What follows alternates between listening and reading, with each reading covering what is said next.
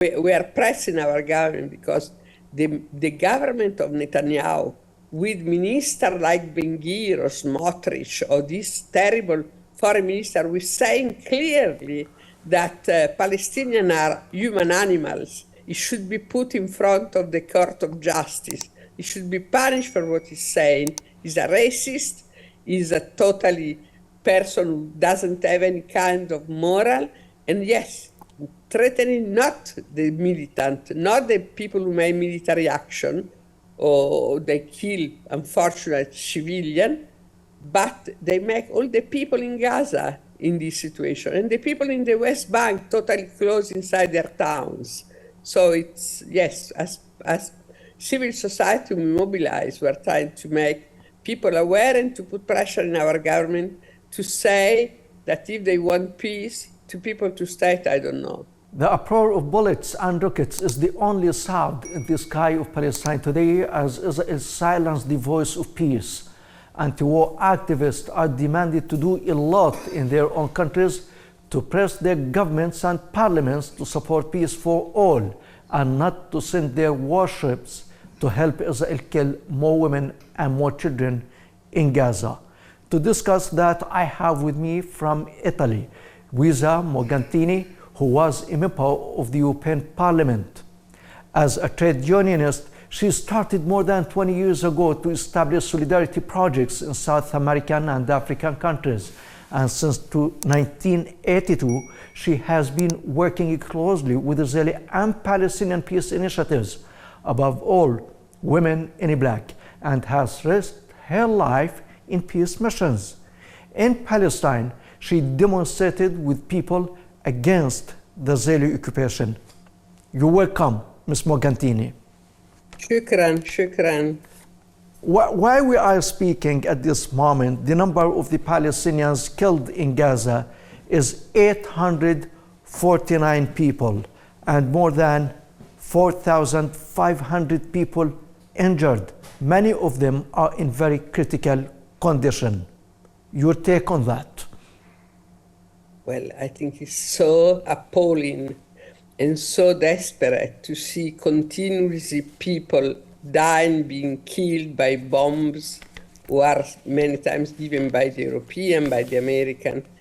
It's such a sorrow, a pain to think that the international community doesn't understand that the problem is not Hamas, even if I regret absolutely the killing of civilians, and I'm not agree with that, but in the same time, I think the international community should be very clear to understand the responsibility, their responsibility, because I'm totally sure that the international community is responsible for the continuous death of Palestinian, Israeli, but of course there is a total disparity.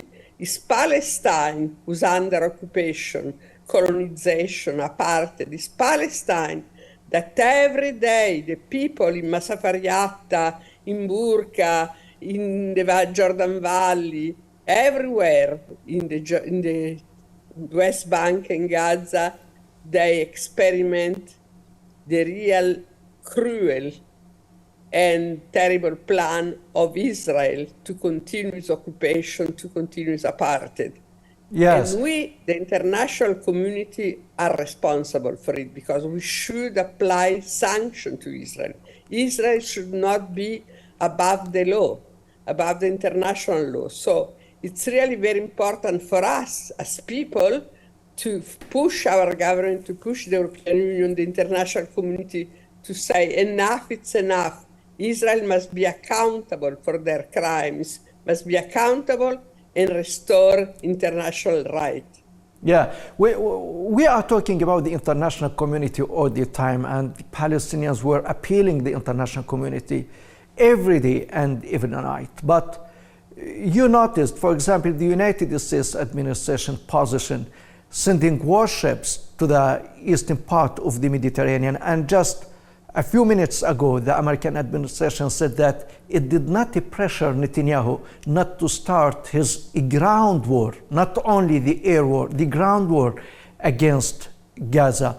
Britain, the British Prime Minister said, we have unlimited support for Israel. The Israeli flag was raised over the European Parliament, Ms. Morgantini. So who are we going to address in the international community when we have such positions by these powers? Well, it's our problem. It's a big problem for us as civil society, as people who believe in justice, because we don't want peace. We want a peace with justice. Sure. And to have justice, you need to end the occupation, the colonization, the apartheid, the cruelty of the daily policy of the settler, who are really fanatic fundamentalists and they're not stopped. And really also for us, people who believe in justice, who believe in human rights, to see the double standard of our European Union, to see the double standard of everybody in the world, to see the flag also of Israel all over our institution. I think it's a shame for our communities, a shame for all Europeans that once we were a soft power. Now we are just silent about what the crime that Israel is committing. And also we are also making collective punishment like the Israelis are doing. Because, for example, to suspend aid, humanitarian aid to Palestinians is a collective punishment they're doing. They're taking all the people, all the millions of Palestinians responsible for what some organization has done. So I think that this is really, we have to mobilize our community, our people, because there is a difference between people and government. I speak to many people in these days, and they all understand the disparity of forces. Of course, we are appalled by what we are seeing. We're seeing in the rave parties and all this, appalled. But I'm appalled every day also to see young Palestinian children being killed, being tortured, put in jail.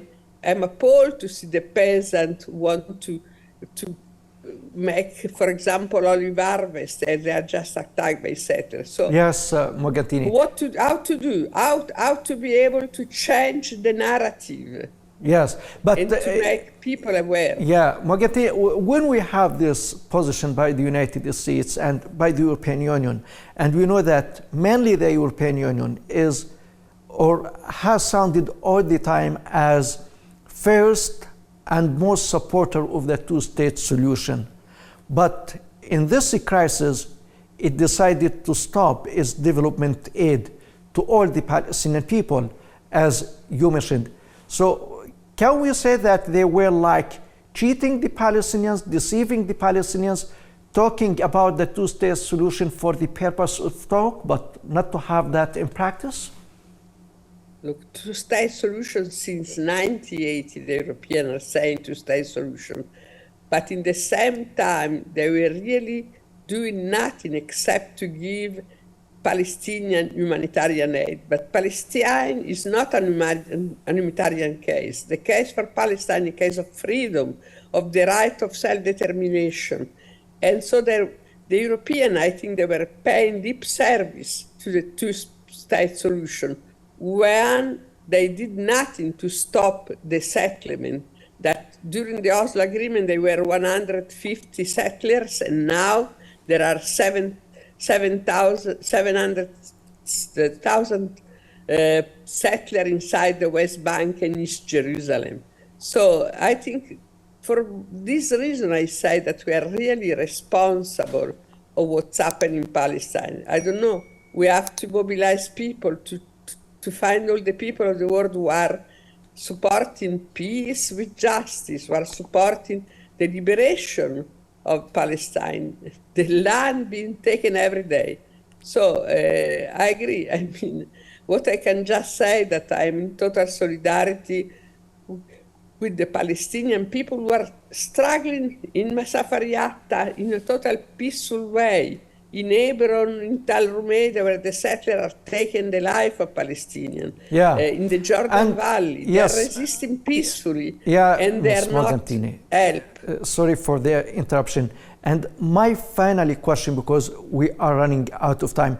you heard the Israeli army minister Gantz declaring that he is going to cut water, electricity, and the fuel to Gaza. And today they warned Egypt that if it allows any shipment into Gaza, that shipment would be bombarded by the Israeli warjets. At the same time, today they established, or they agreed to establish, what they call emergency government, but it is war government. So do you think that the civil society and the activists supporting the rights of the Palestinian people can press their parliaments and governments to stop Israel from continuing this genocidal act? We are pressing our government because the government of Netanyahu, with ministers like Ben-Gvir or Smotrich or this terrible foreign minister, we're saying clearly that Palestinians are human animals. It should be put in front of the court of justice. He should be punished for what he's saying. He's a racist. He's a totally person who doesn't have any kind of moral. And yes, threatening not the militant, not the people who make military action, or they kill unfortunate civilian, but they make all the people in Gaza in this situation. And the people in the West Bank totally closed inside their towns. So it's, yes, as civil society, we mobilize. We're trying to make people aware and to put pressure in our government to say that if they want peace, to people to state, I don't know. For me, the problem is to have liberation, not to have occupation. Then the Palestinians will decide. For sure, what the Palestinians deserve is self-determination and freedom. That's what they deserve. And that's what we support for the Palestinians. Ms. Morgantini, former member of the European Parliament and supporter of human rights and of oppressed nations around the world, has been a great honor having you on our program. Thank you very much. And ladies and gentlemen, thank you very much for watching, and from you, Osama Nazal. Have a nice time.